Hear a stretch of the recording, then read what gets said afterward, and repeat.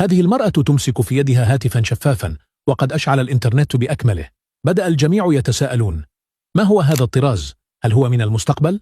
حتى أنا تفاجأت وبدأت أبحث عن إجابات على الإنترنت، وهكذا وجدت الجواب: نعم، هذا آيفون حقيقي، لكنه شفاف تماما وخفيف كالريشة. يبدو الهاتف وكأنه من فيلم عن المستقبل. شاشته تضيء، لكنك ترى من خلالها وكأنك تمسك بقطعة زجاج فيها سحر. السعر يتراوح من 50,000 إلى 100,000 يورو، وبمثل هذا التصميم ليس بالسعر الغالي إذا فكرت في الأمر. في الفيديو يظهر أحد المستخدمين كيف تعمل الشاشة، وهذا ببساطة مذهل. جميع الألوان زاهية وكل شيء مرئي بوضوح، وفي الوقت نفسه ترى ما وراء الهاتف. الناس على الإنترنت مندهشون ويكتبون أن هذا هو أروع جهاز شاهدوه على الإطلاق.